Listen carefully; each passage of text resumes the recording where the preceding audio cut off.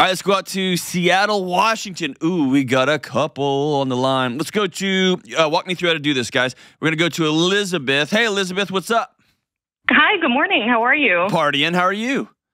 About the same. Yeah, it's our version of sunny today, so I'm doing good. It's just less rainy gray. Yeah, exactly. I just like Pearl Jam sitting under a tree writing a sad song on a park bench. Yeah. Just there in Seattle. It fits the mood for sure. There you go. All right, cool. So I'm going to bring in, is this husband, Joel? Yes. All right, let's do this. Hang on a second. Let's bring in Joel. Hey, Joel, what's up, man? Not much. How you doing? I'm good. So are both of you on now? Yes. Yeah, I'm here. Oh, very cool. Are y'all in the same house or y'all in different places? Same house. Different places of the apartment, yeah. Oh, apartment. But y'all are like far enough away that she can't hit you when you talk, right? That's the hope. Okay, a couple good. doors in between us. All right. Oh, a We're couple good. doors. Oh, fantastic. All right, so go for it. What's up? Elizabeth, I clicked on you first, so you go first. Sure. Yeah. Well, first of all, thank you so much for everything you and your team do. I'm lucky enough to be one of the original 17 listeners. 17? Yeah. Yeah. That's cool. So I listen to you guys whenever I side hustle because we're in the baby steps right now. And so whenever I'm out driving, trying to make the extra dollar, I listen to you guys and I really appreciate everything you do. Well, I'm grateful for that. Thanks for riding with us for so long. It's awesome.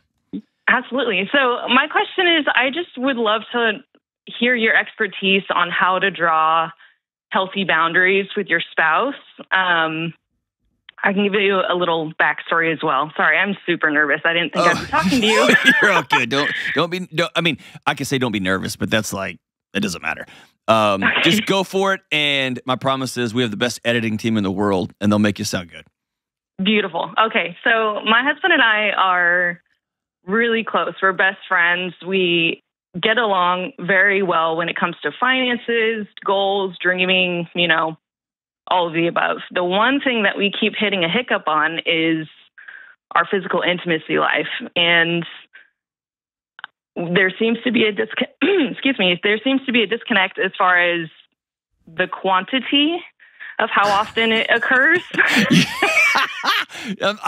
You're just doing such a good job of dancing around this. I'm trying so hard to be radio friendly. We're so way past that, dude. That ship sailed. Okay.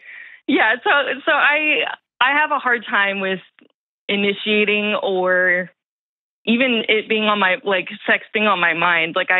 A little backstory is I have only ever been with my husband and I went 25 years without anything. So I think I just trained myself to not need it. So now that I'm married, it's hard to re-engage that muscle that I trained myself to not need. And I don't think my husband is asking for too much. I fully agree with him that we should be intimate more, but it's just not on my head. I don't think about it. It's on the top 10, it's maybe 20. I have a really hard time. And then I know he feels hurt by it. And so I'm just trying to get some tools with trying to communicate correctly, trying to establish what each of us need without either of us feeling like we're giving more than we're receiving, if that makes sense. Yeah, totally. Without, dropping boundaries, but also are boundaries necessary for a spouse? Because I've never done this before, so I'm just learning as I go. How long have you been married? We've been married a year. We've been together for 4. You may have the healthiest year in, we're talking about sex frequency conversation that I've ever heard. Kudos to you. Thank you. Thank you. I give you guys kudos for that because you've given us a lot of language to be able to use without throwing daggers at each other. So. That's awesome. So I'm going to go to Joel, but before we go, I want you wrestling with something, okay? Sure. You said a word a couple of times, and it's going to end up being very important, okay? And I wrote it down on my little yellow pad here. I think there's a story that I want you to challenge. That just because you waited until you were 25, that somehow something's not working right. Okay? Wow. That's a story you've told yourself, and it's not accurate. And there may be stories around the waiting, right? Like if you do this, you're bad, or if like those may be for real. Those may be ghosts that are still haunting you. But this idea that somehow you're broken is not accurate. Okay. Okay. The Sorry, I second, didn't think I'd get teared up at 8 o'clock my time. No, you're good to go. And here's the word I want you to switch. Did you come from a pretty religious household? I actually don't. Okay. You just made this choice on your own? But yeah. Okay. Good on you for holding to your values, man. That's amazing. You put a value anchored into concrete and you said, this is who I'm going to be. Good for you. That's amazing. I want you to start having a conversation that you may have never given yourself permission to have. You used the word need several times.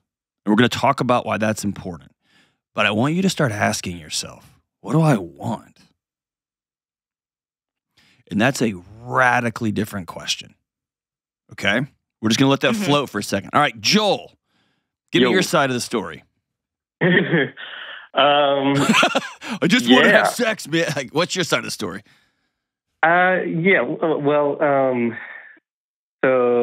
Big in conversations. We've had really deep conversations, even when we were friends.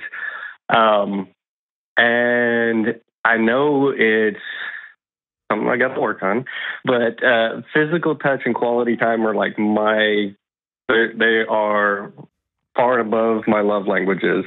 And you know, what's more quality time and physical touch than having sex with your wife? So that's been like a thing for me, and I want to enjoy it because I do come from a very strict religious household, where it was, you know, you don't do anything before marriage, or you know, going to the fiery gates. You burn in hell. That's right. Yeah. Exactly. Which makes sex super appealing, right? You know, if you do this, you're going to be tortured for eternity. Ready? Go. Yeah. Right? Yeah, exactly. So then that, a little back history, that then led me to getting married really, really young. So I was married before.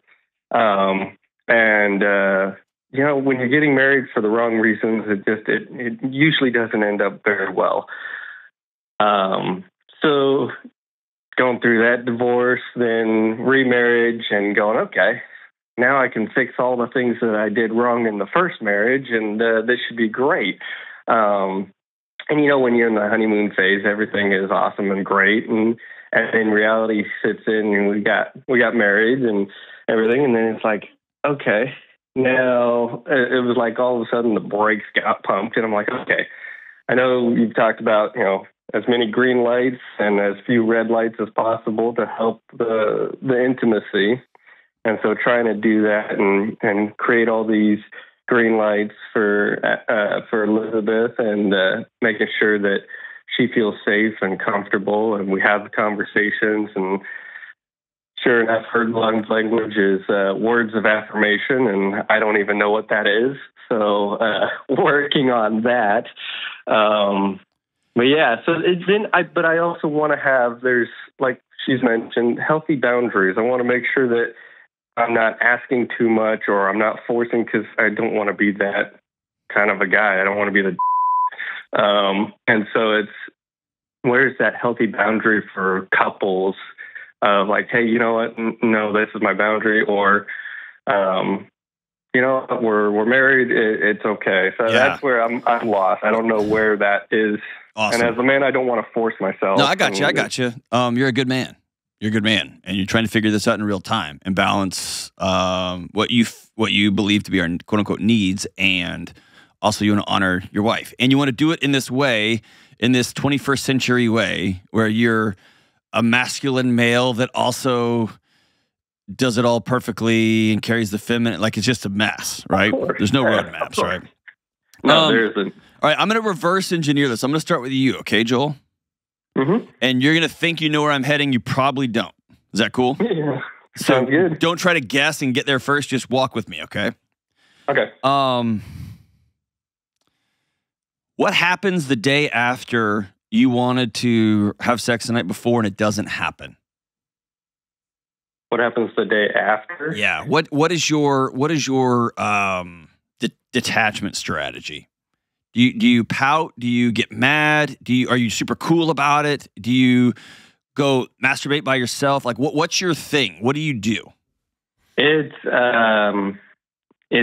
huge internal dialogue because it's fighting, and initially it's how it's dare fighting, you? No, it's me fighting my internal dialogue of, well, I guess she doesn't love me because she didn't want to do this. Yes. And I'm not asking that much because it's a husband and wife thing to do. Yep.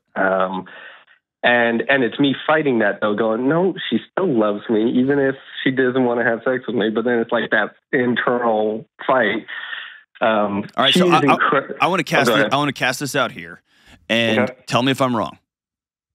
All right. And this is going to take a lot of reflection. And don't just make a snap like, no. But just think about it for 1 second, okay? Mm-hmm.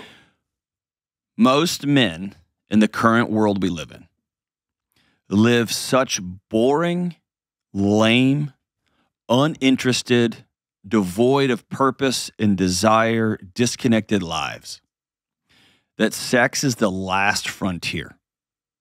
It's the last place for connection. It's the last place for emotional giving. It's the last place for performing with somebody. You've heard the phrase, women solve problems kneecap to kneecap and men shoulder to shoulder. It's the closest men have to shoulder because at work we're just doing emails, right? And it's all wrapped up in this one place. And then I know this book has helped bajillions of people, and I don't necessarily have a problem with the ethos of it, the 5 Love Languages book. But the problem is that book has become etched in concrete. You will do this for me because this is the way, and I don't like that language. I don't think it's accurate, okay?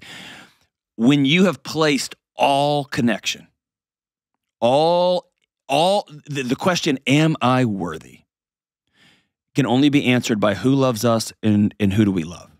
Am I enough? Do you see all of me and still love me? And if the only place in the world where that happens is in the bedroom, then you put a monumental task on a single person, which is you have to carry all of me. And then, here's where this gets kind of dicey because I'm going to start talking about energy and people are going to tune me out. So stay with me. All right. When often, not always, often, when a woman feels like a man needs sex from her, need is a very maternal energy. I have to provide for you, which is a different energy than my husband wants me, which is an erotic energy. You see what I'm saying? Yeah. And often, all across the country, women are telling me over and over that they flip a switch when they are the only person on planet Earth that holds their husband in their hand.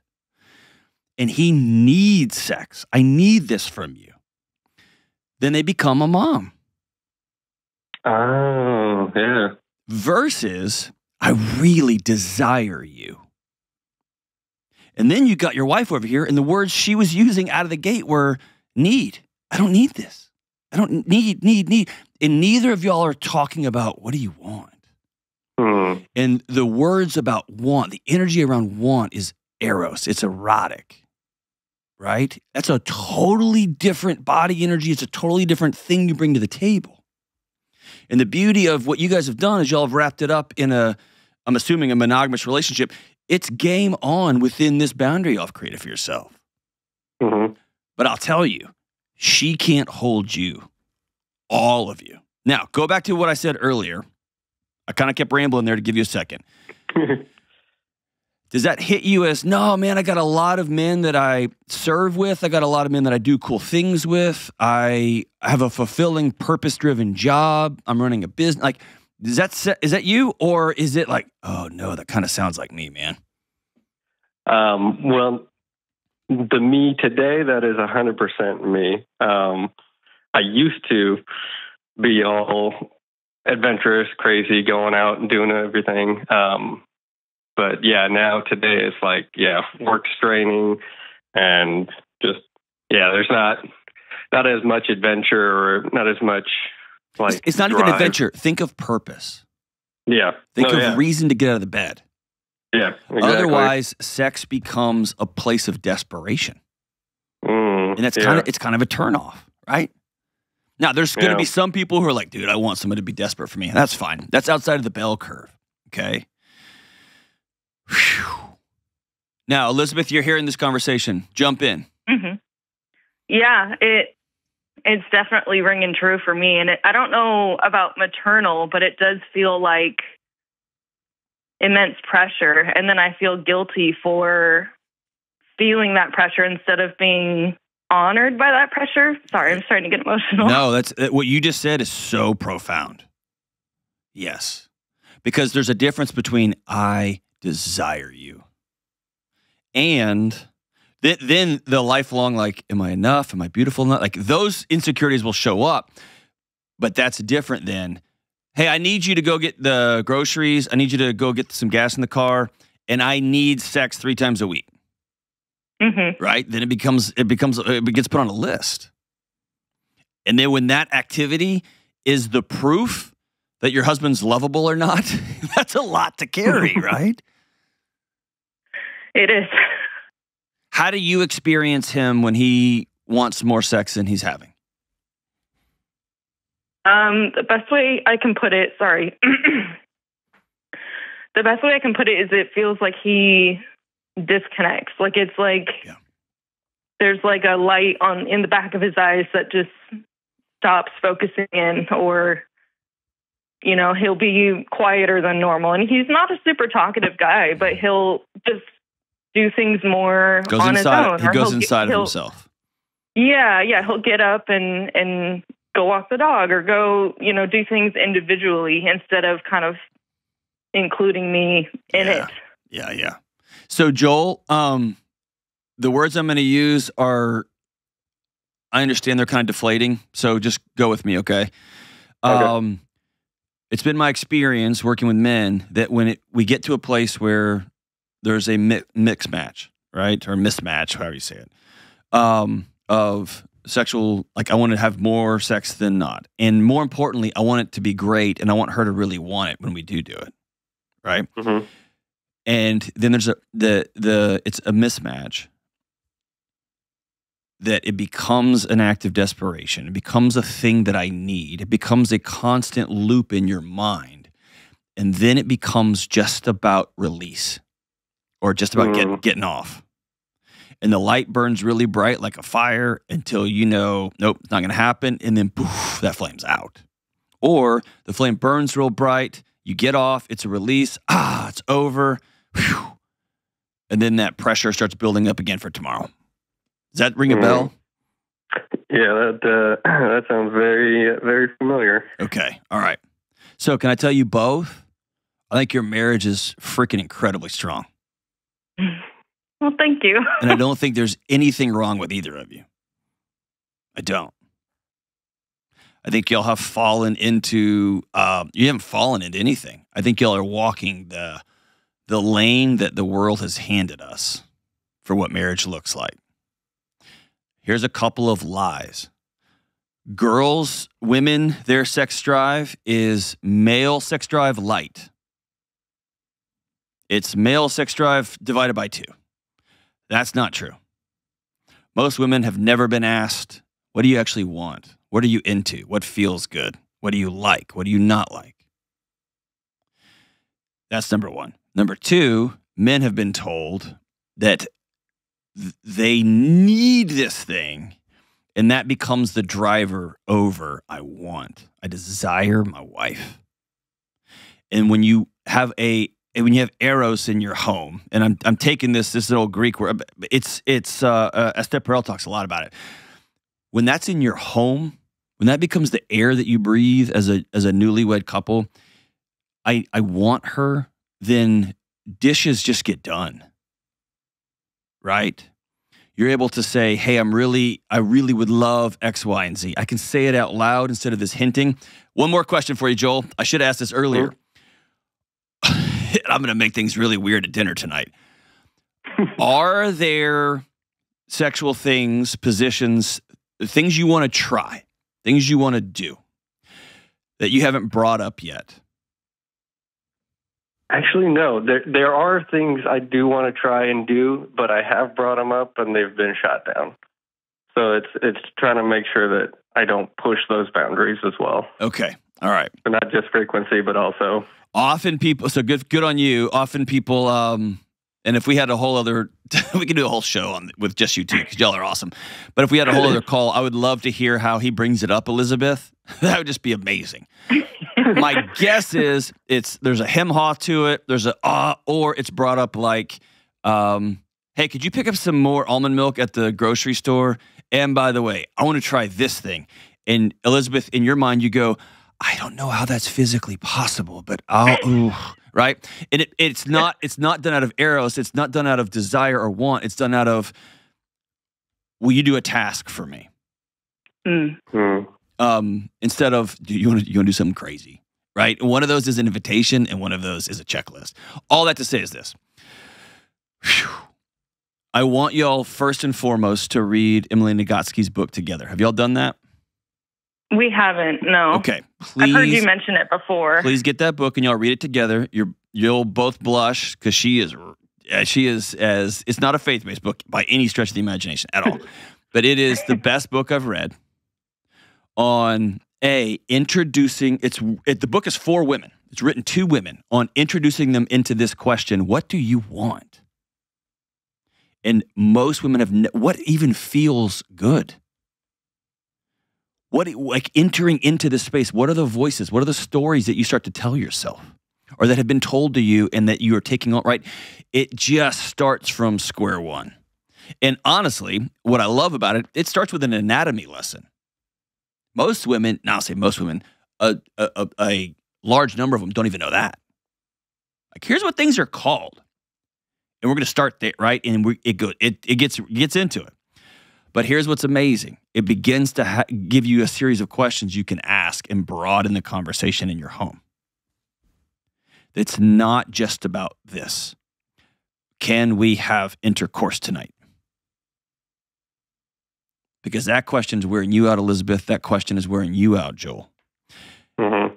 And you've talked about green lights and red lights. Emily Nagoski, she throws this idea of sex drive out the window. Says it's a series of gas pedals and brakes.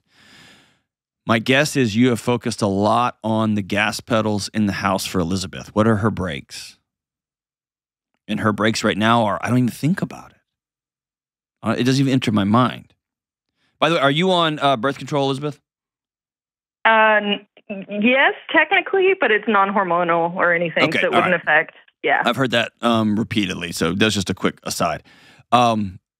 That it can affect libido. But, Joel, I want you to have the conversation, not about what you need. I want you to have the conversation, what do I want in my home? What do I want this home to feel like? And I want you to start asking for things like this. Hey, Elizabeth, I got a record player. Will you dance to this song with me? We do have a record player. I know. I'm just kidding. I was hoping you would. You're from Seattle, for God's sake. But will you dance with me? And Joel, I want you to experience Elizabeth outside of intercourse. I want you to learn to want her. Not to have this. And here's the crazy part. Over time, you will need each other like oxygen. You'll become fused. But we're not there yet. Right now, I want y'all to explore play and fun. And sometimes it will lead to intercourse. Sometimes we're going to talk about intercourse beforehand. Sometimes we're going to dance. And right now you're thinking, yeah, dude, but I don't get that release. I don't get that get off. Exactly. And my promise is, if you work at it, especially if you work that book together, Elizabeth, you're going to begin to notice things that feel good and don't feel good. And if you get to the end and y'all have worked through this, go see a doctor, okay? Go talk to a professional. Say, hey, I'm struggling with X, Y, and Z.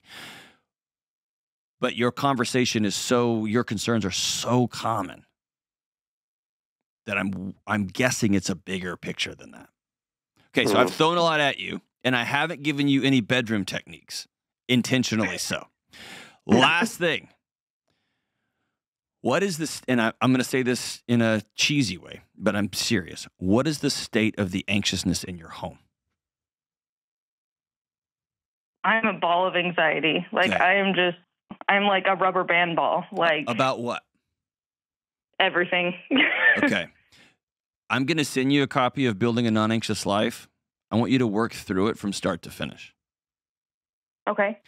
Because if your body is anxious, if it's sounding the alarms, if you're in fight or flight, having a moment of intimacy, like deep sexual connection with your new husband, is insane to your body. Because your body's trying to not die. Can y'all not all see what's happening? You see what I'm saying?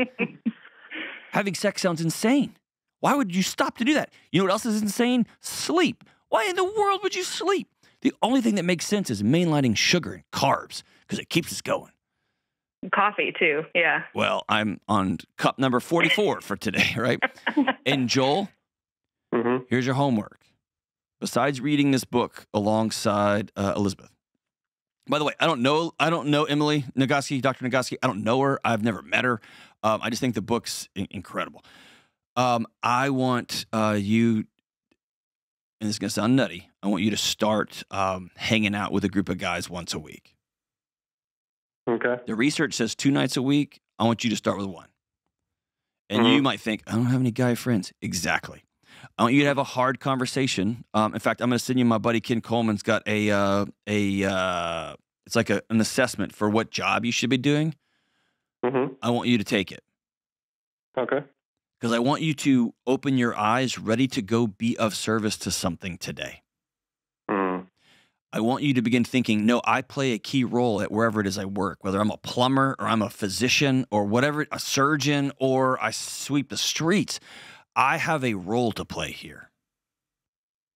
And that way, the entire weight of your identity and worth doesn't rest on an orgasm.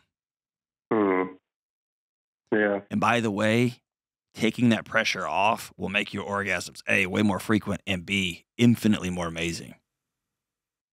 Sounds good to me. Right? Right? Okay, Elizabeth, I've thrown a lot at you. What are you hearing? What are you feeling? I'm feeling hopeful. I really want to do the right thing, and we have That's a lot to work on. That's anxiety talking. Get out of that. There's not a right thing to do. I want you to start thinking about ways of being. I'd like to not be anxious. There you go. About everything. Good. It's hard to be sexual when you're trying to not die. It's hard to be sexual when you're exhausted. It's hard to be sexual when your husband deals with anxiety by having sex. Right? Joel, what are you feeling? Yeah, this is it's actually really good. I knew there was stuff we were missing because we were trying to solve all this on our own and figure it all out, and I hadn't even thought about job. And I was in a high adrenaline job before, which was great. But yeah, this is good information. I appreciate it. Your fun homework for tonight is I want y'all to go to dinner and I want y'all to write out, here's some things I want. And Joel, you can put the 4 or 5 things you want to try in the bedroom. That's fine. But Elizabeth might put, I want to become more sexual with my husband. Not do it more. I want to create desire in my home. I want that to be a thing we practice. And here's some things I love. I love it when you hold my hand in public. I love it when you put your hand on my knee under the table. I love it when you put your arm around me. I love when you open my door. I love it when I get home and the dish is already done. I don't know what those things are, but here's some things I want, and here's some things I love. And Joel, here's some things I want. I want my wife to look at me as though, like, I'm kind of awesome. And you got to figure out how you're going to go be awesome, right? Because she's not going to lie to you. And I want my wife to initiate sometimes. I want my wife to hold my hand. I want my wife to desire me. Okay, cool. What must be true? We're going to work there. And these other things upstream begin to open up in an entirely new way. And let's be really careful about need energy. Because need is parent-child. Want, desire. That's love. That's amazing. That's eros. That's erotic. That's a husband and a wife getting off the rails. Thank y'all so much for calling. Joel and Elizabeth, hang on the line. We're going to hook you up with some free stuff. Call anytime. Let me know how that reading that book goes. I can't wait to hear how it goes.